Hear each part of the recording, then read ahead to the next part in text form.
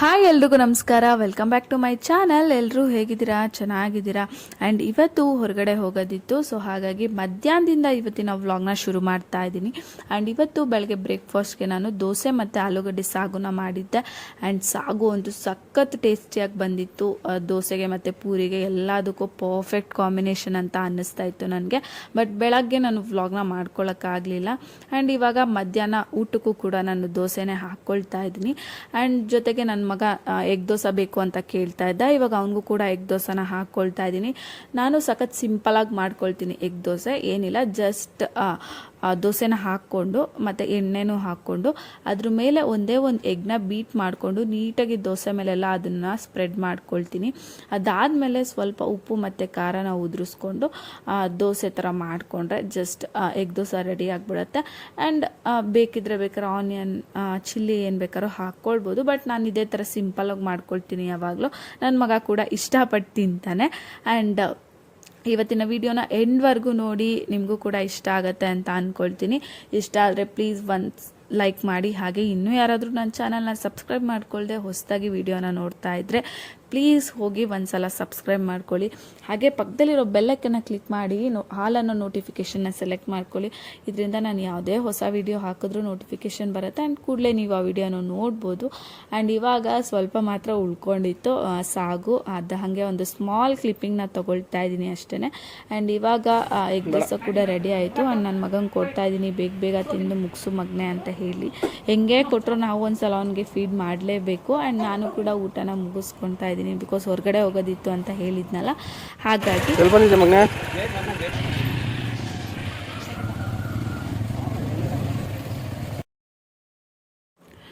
So ಇವಾಗ ನಾವು school ಹತ್ರ ಬಂದ್ವಿ, ಬಿಕಾಸ್ ಇವತ್ತು ನನ್ನ ಮಗಂದು ಬುಕ್ಸ್ ಕಲೆಕ್ಟ್ ಮಾಡ್ಕೊಳ್ಬೇಕಾಗಿತ್ತು ನೆಕ್ಸ್ಟ್ ಗ್ರೇಡ್ದು. ಸೊ ಹಾಗಾಗಿ ಸ್ಕೂಲ್ ಹತ್ರ ಬಂದ್ವಿ. ಆ್ಯಂಡ್ ನಾನು ಫಸ್ಟಿಗೆ ರಿಸೆಪ್ಷನಲ್ಲಿ ಸ್ವಲ್ಪ ಒಂದಷ್ಟು ನೆಕ್ಸ್ಟ್ ಗ್ರೇಡ್ಗೆ ಅವನ್ನ ಕಳಿಸ್ತಾ ಇದ್ದೀವಿ ಅಂದರೆ ಒಂದಷ್ಟು ಕನ್ಕ್ಲೂಷನ್ಸ್ ಎಲ್ಲ ಇರುತ್ತೆ ಅಲ್ವಾ, ಹಾಗಾಗಿ ನಾನು ಅದನ್ನೆಲ್ಲ ಕ್ಲಿಯರ್ ಮಾಡ್ಕೊಳ್ತಾ ಇದ್ದೆ. ಆ್ಯಂಡ್ ನನ್ನ ಮಗ ಬಂದು ಚೇರ್ ಹಾಕ್ಕೊಂಡು ಆರಾಮಾಗಿ ಕೂತ್ಕೊಂಡ್ಬಿಟ್ಟ.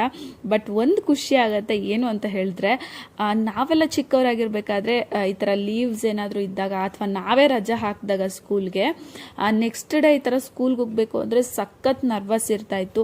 ಹೆಂಗೆ ಟೀಚರ್ ಏನು ಕೇಳಿಬಿಡ್ತಾರೋ ಇಲ್ಲ. ನಾವೆಲ್ಲ ಓದೋ ಟೈಮಲ್ಲಿ ಬಾರಿಸ್ತಿದ್ರು ಚೆನ್ನಾಗಿ, ಅದು ಬೇರೆ ವಿಷಯ.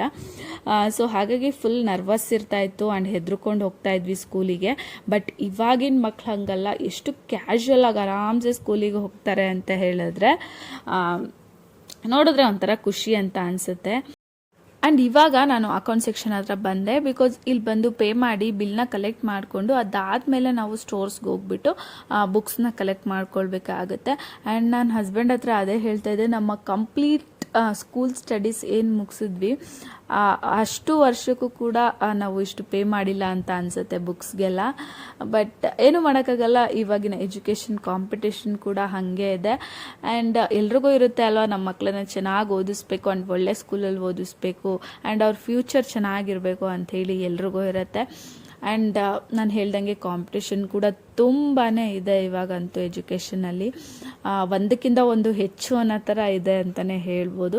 ಬಟ್ ಏನು ಮಾಡೋಕ್ಕಲ್ಲ, go with the flow. So ನಮ್ಮ ಮಕ್ಕಳ ಫ್ಯೂಚರ್ಗೋಸ್ಕರ ವಿಡಿಯೋ ಮಾಡ್ತಿದ್ರೆ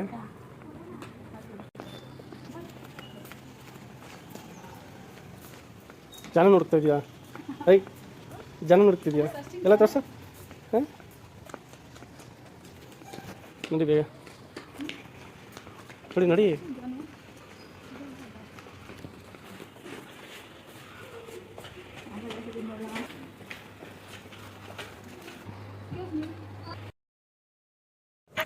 ಸೊ ಇವಾಗ ಬುಕ್ಸ್ನ ಕಲೆಕ್ಟ್ ಮಾಡ್ಕೊಳ್ಳೋಕ್ಕೆ ಅಂತ ಹೇಳಿ ಬಂದ್ವಿ. ಸೊ ಬುಕ್ಸ್ನ ಕೂಡ ಕಲೆಕ್ಟ್ ಮಾಡ್ಕೊಳ್ತಾ ಇದ್ದೀವಿ. ಸೊ ನಾವು ಬರೋದು ಸ್ವಲ್ಪ ಲೇಟೇ ಆಗೋಗಿತ್ತು, ಎಂಡಿಂಗ್ ಟೈಮ್ ಅಂತಲೇ ಹೇಳ್ಬೋದು. ಆ್ಯಂಡ್ ಬುಕ್ಸು ಮತ್ತು ಯೂನಿಫಾರ್ಮ್ ಇಲ್ಲೇ ಇಶ್ಯೂ ಮಾಡ್ತಾರೆ.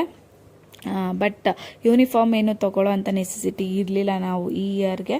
ಸೊ ಹಾಗಾಗಿ ಬರೀ ಬುಕ್ಸ್ನ ಮಾತ್ರನೇ ಕಲೆಕ್ಟ್ ಮಾಡ್ಕೊಳ್ತಾ ಇದ್ದೀವಿ.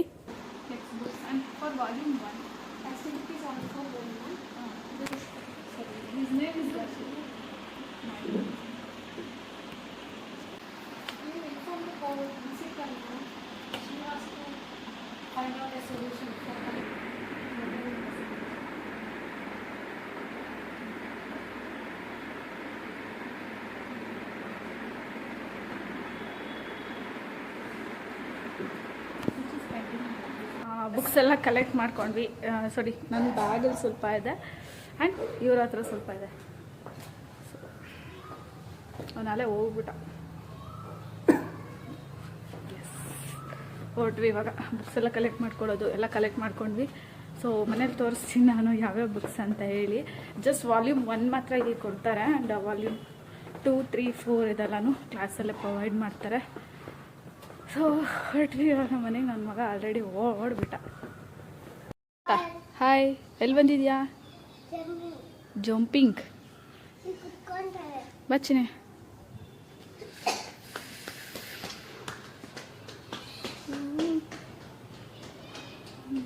ಬಾ. ಸ್ಕೇಟ್ ಬೋರ್ಡ್ ಸರ್ ಬನ್ನಿ. ಅಲ್ಲಿ ಬೀಳ್ತೀಯ ಮಗನೇ. ಇಲ್ಲಿ ಒಳಗಡೆ ಇರ್ತೀಯಾ? ತರಲೆ ಕೆಲಸ ಏನಾಗಿಲ್ಲ ಬಿಡು. ಸೊಳ್ಳೆ ಕಚ್ಚಿತು.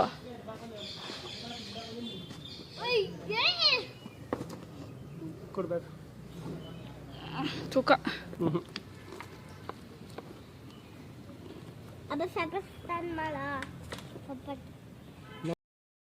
ಆ್ಯಂಡ್ ಇವಾಗ ಮನೆಗೆ ಹೋಗಿ ಬುಕ್ಸ್ ಎಲ್ಲನೂ ಇಟ್ಟು ಸ್ವಲ್ಪ ಹೊತ್ತು ಚಿಲ್ ಮಾಡಿ ಅಗೇನು ಹೊರಗಡೆ ಬಂದ್ವಿ.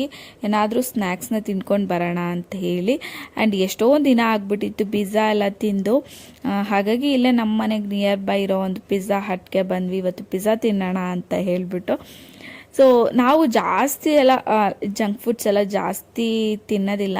ಯಾವಾಗಾದರೂ ಒನ್ಸ್ ಅಂದರೆ ಲೈಕ್ 15 days 1 month ಒನ್ಸ್ ಆ ಥರ ಯಾವಾಗಾದರೂ ತಿಂತೀವಿ ಅಷ್ಟೇ. ಪಾನಿಪುರಿ ಆಗಿರ್ಬೋದು, ಗೋಬಿ ಆಗಿರ್ಬೋದು ಆ್ಯಂಡ್ ಈ ಥರ ಪಿಜ್ಜಾ ಬರ್ಗರ್ ಎಲ್ಲನೂ. ಆ್ಯಂಡ್ ನಾನು ಆವಾಗಲೇ ಹೇಳ್ದಂಗೆ ತುಂಬ ದಿನವೇ ಆಗ್ಬಿಟ್ಟಿತ್ತು ಪಿಜ್ಜಾ ತಿಂದು. ಹಾಗಾಗಿ ನನ್ನ ಮಗನೂ ಕರ್ಕೊಂಡು ಬಂದ್ವಿ ಇಲ್ಲಿ. ಆ್ಯಂಡ್ ಅವನು ಅಷ್ಟೇ ಪಿಜ್ಜಾನ ತುಂಬಾ ಇಷ್ಟಪಟ್ಟು ತಿಂತಾನೆ. ಆ್ಯಂಡ್ ನಾವು ಒಂದು ಪನ್ನೀರ್ ವಿತ್ ಚೀಸ್ ಪಿಜ್ಜಾನ ತೊಗೊಂಡು ತಿಂದ್ವಿ. ಟೇಸ್ಟ್ ತುಂಬಾ ಚೆನ್ನಾಗಿತ್ತು. ಆ್ಯಂಡ್ ಜೊತೆಗೆ ಒಂದು ಕೋಕ್ನ ಕೂಡ ತೊಗೊಂಡ್ವಿ. ಆ್ಯಂಡ್ ಕೋಕ್ ಬಂದು ಈ ಥರ ಏನಾದರೂ ಪಿಜ್ಜಾ ಹಟ್ಸ್ ಇರುತ್ತಲ್ಲ ಅಲ್ಲಿ ಅಥವಾ ಮಾಲ್ಸಲ್ಲೆಲ್ಲ ತೊಗೊಂಡ್ರೆ ಅದೇ ಒಂಥರ ನೆಕ್ಸ್ಟ್ ಲೆವೆಲ್ ಟೇಸ್ಟ್ ಅಂತ ಅನಿಸುತ್ತೆ ಕೋಕ್ ಎಲ್ಲನೂ. ಹಾಗೆ ಕೋಕ್ನ ಕೂಡ ತೊಗೊಂಡ್ವಿ. ನನ್ನ ಮಗ ಅಂತೂ ಜ್ಯೂಸು ಮತ್ತು ಈ ಸಾಫ್ಟ್ ಡ್ರಿಂಕ್ಸ್ ಎಲ್ಲನೂ ತುಂಬ ಲೈಕ್ ಮಾಡಿ ಕುಡಿತಾನೆ ಅವನು. ನಾನು ಸ್ವಲ್ಪ ಅವಾಯ್ಡೇ ಮಾಡ್ತೀನಿ, ಬಟ್ ಹೊರಗಡೆ ಬಂದಾಗ ಏನೂ ಮಾಡೋಕ್ಕಾಗಲ್ಲ. ಒಂದ್ಸಲ ಅಲ್ವಾ ಇರಲಿ ಅಂತ ಹೇಳಿ ಸುಮ್ಮನೆ ಆಗಬೇಕು ಅಷ್ಟೇ. ಆ್ಯಂಡ್ ಇದು again next day morning video. So ಇವತ್ತು ಬ್ರೇಕ್ಫಾಸ್ಟ್ಗೆ ಉಪ್ಪಿಟ್ಟು ಮಾಡೋಣ ಅಂತ ಹೇಳಿಬಿಟ್ಟು ಎಲ್ಲನೂ ತರಕಾರಿ ಎಲ್ಲ ಹಾಕಿ ಉಪ್ಪಿಟ್ಟು ಮಾಡೋಣ ಅಂತ ಆಲ್ರೆಡಿ ಎಲ್ಲ ಚಾಪ್ ಮಾಡಿ ಇಟ್ಕೊಂಡಿದ್ದೆ. ಆ್ಯಂಡ್ ನಾನು ಮೋಸ್ಟ್ ಮಾಡೋದಂತ ಹೇಳಿದ್ರೆ ಬನ್ಸಿ ರವೆ ಬರುತ್ತೆ ಅಲ್ವಾ, ಅದರಲ್ಲಿ ಉಪ್ಪಿಟ್ಟನ್ನ ಮಾಡ್ಕೊಳ್ತೀನಿ. ಬಿಕಾಸ್ ಉದ್ರುದ್ರಾಗಿ ಚೆನ್ನಾಗಿ ಬರುತ್ತೆ ಅಂತ ಹೇಳಿ. ಆ್ಯಂಡ್ ಇಲ್ಲಿ ನಾನು ಫಸ್ಟು ಒಂದು ಬಾಣಲಿಗೆ ತುಪ್ಪನ ಹಾಕ್ಕೊಂಡು ಅದರಲ್ಲಿ ನೀಟಾಗಿ ರವೆ ಎಲ್ಲ ಹುರ್ಕೊಳ್ತಾ ಇದ್ದೀನಿ. ಅಂದರೆ ಆ ತುಪ್ಪ ಎಲ್ಲ ನೀಟಾಗಿ ರವೆ ಕನ್ಸ್ಯೂಮ್ ಮಾಡಿಕೊಂಡು ಡ್ರೈ ಆಗಬೇಕು, ಅಲ್ಲಿವರೆಗೂ ನೀಟಾಗಿ ಹುರ್ಕೊಂಡೆ.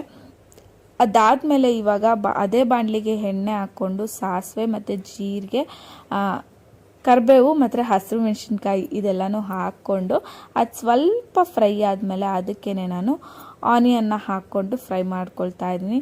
ಆ್ಯಂಡ್ ಆನಿಯನ್ ಜೊತೆಗೆ ನಾನು ಉಪ್ಪು ಮತ್ತು ಅರಿಶಿನ ಇದೆಲ್ಲನೂ ಹಾಕ್ಕೊಂಡು ಅದು ಸ್ವಲ್ಪ ಅಂದರೆ ಗೋಲ್ಡನ್ ಬ್ರೌನು ಆಗಬಾರ್ದು ಉಪ್ಪಿಟ್ಟಿಗೆಲ್ಲ, ಜಸ್ಟ್ ಒಂದು ಅರ್ಧದಷ್ಟು ಅದು ಫ್ರೈ ಆದಮೇಲೆ ನಾನು ಒಟ್ಟಿಗೆ ಏನೆಲ್ಲ ತರಕಾರಿ ಮತ್ತು ಬಟಾಣಿ ಎಲ್ಲನೂ ಚಾಪ್ ಮಾಡಿ ಇಟ್ಕೊಂಡಿದ್ನಲ್ವ ಅದ್ರ ಜೊತೆಗೆ ಒಂದೇ ಒಂದು ಸ್ಮಾಲ್ ಟೊಮೊಟೊ ಕೂಡ ಹಾಕ್ಕೊಳ್ತೀನಿ, ಟೇಸ್ಟ್ ಚೆನ್ನಾಗಿರುತ್ತೆ ಅಂತ ಹೇಳಿ. ಎಲ್ಲನೂ ಒಟ್ಟಿಗೆ ಹಾಕ್ಕೊಂಡು ಒಂದು ಸ್ವಲ್ಪ ನೀಟಾಗಿ ಎಣ್ಣೆಯಲ್ಲಿ ಹುರ್ಕೊಂಡು ಹಾಗೆ ಒಂದು 5 ನಿಮಿಷ ಲಿಡ್ನ ಕ್ಲೋಸ್ ಮಾಡಿ ಅದೇ ಎಣ್ಣೆಯಲ್ಲಿ ಅದು ಬೇಯೋ ಥರ ಬಿಡ್ತೀನಿ. ಸೊ ಬೇಕಿದ್ರೆ ಬೇಗ ಕ್ವಿಕ್ಕಾಗಿ ಆಗಬೇಕು ಅಂತಿದ್ರೆ ನಾವು ಕುಕ್ಕರಲ್ಲಿ ಒಂದು ವಿಶಿಲ್ ಹಾಕಿಸ್ಕೊಂಡ್ರೆ ಏನು ತರಕಾರಿ ಎಲ್ಲ ಚೆನ್ನಾಗಿ ಬೆಂದ್ಕೊಂಡ್ಬಿಡುತ್ತೆ. ಬಟ್ ನಾನು ಯಾವಾಗಲೂ ಇದೇ ಥರ ಏನು ಫ್ರೈ ಮಾಡ್ಕೊಂಡು ಸ್ವಲ್ಪ ಬೇಯಿಸ್ಕೊಂಡು ಹಾಗೆ ನೀರು ಹಾಕ್ಕೊಂಡು ಒಂದು 5 ನಿಮಿಷ ಬೇಯಿಸ್ಕೊಂಡ್ರೆ ನೀಟಾಗಿ ವೆಜಿಟೇಬಲ್ಸ್ ಎಲ್ಲ ಬೆಂದ್ಕೊಳ್ಳುತ್ತೆ. ಸೊ ನಾನು ಯಾವಾಗಲೂ ಇದೇ ಥರ ಮಾಡ್ಕೊಳ್ತೀನಿ.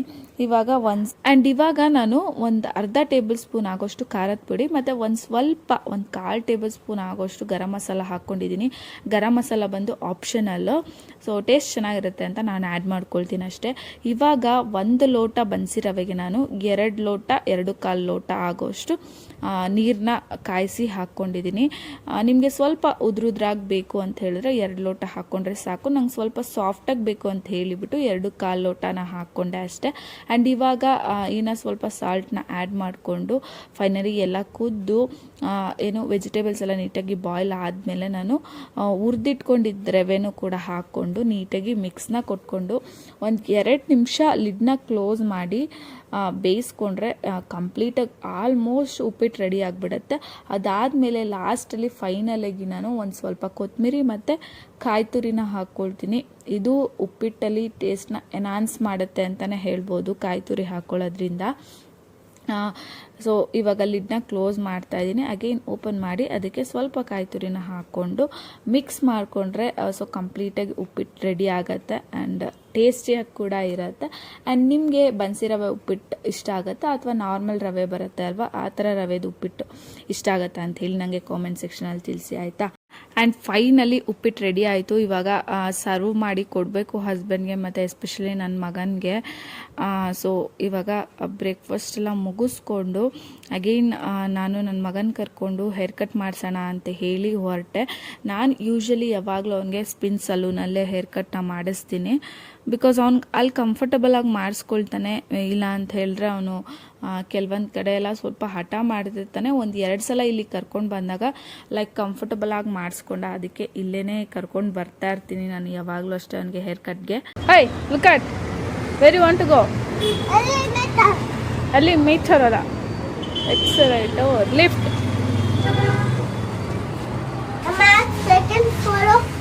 ಹೇ ಸೆಕೆಂಡ್ ಫ್ಲೋರ್ ಅಲ್ಲ first.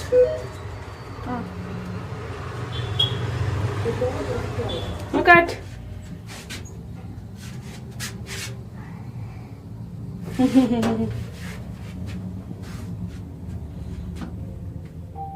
Floor 1. Floor 1. Wait. So ನೋಡ್ಬೋದು ಅವ್ನು ಬಂದು ಕಂಫರ್ಟಬಲಾಗಿ ಕೂತ್ಕೊಂಡ್ಬಿಟ್ಟ ಹೇರ್ ಕಟ್ ಮಾಡಿಸ್ಕೊಳ್ಳೋಕ್ಕೆ ಅಂತ ಹೇಳಿ. ಆ್ಯಂಡ್ ಫಸ್ಟೆಲ್ಲ ಹಿಂಗಿರ್ತಾನೆ ಇರಲಿಲ್ಲ ಅವನು, ಸಖತ್ತು ಹಠ ಮಾಡೋನು ಹೇರ್ ಕಟ್ ಮಾಡಿಸ್ಕೊಳ್ಳೋಕ್ಕೆ. ನಮಗಂತೂ ಇವ್ನಿಗೆ ಹೇರ್ ಕಟ್ಟಿಗೆ ಕರ್ಕೊಂಡು ಹೋಗೋಕ್ಕೆ ಒಂಥರ ಭಯ ಅಂತ ಅನ್ನಿಸ್ತಾ ಇತ್ತು. ಬಿಕಾಸ್ ಅರ್ಧ ಮಾಡಿಸ್ಕೊಂಡು ಬಿಡೋದು ಎದ್ಬಿಡೋದು, ಅಥವಾ ಅವನ ಜೊತೆ ನಾವು ಕೂಡ ಕುತ್ಕೊಳ್ಬೇಕಾಗಿತ್ತು ಅವ್ನಿಗೆ ಹೇರ್ ಕಟ್ ಮಾಡ್ಸೋಕ್ಕೆ. ನಾವು ಕೂಡ ಕುತ್ಕೊಂಡು ತೊಡೆ ಮೇಲೆ ಅವನ್ನ ಕೂರಿಸ್ಕೊಂಡು ಮಾಡಿಸ್ಬೇಕಿತ್ತು. ಇವಾಗೇನು ಒಂದು 1 ಇಯರಿಂದ ಅಷ್ಟೇ ಅವನು ಇಷ್ಟು ಕಂಫರ್ಟಬಲಾಗಿ ಮಾಡಿಸ್ಕೊಳ್ತಾ ಇದ್ದಾನೆ ಅಷ್ಟೇ.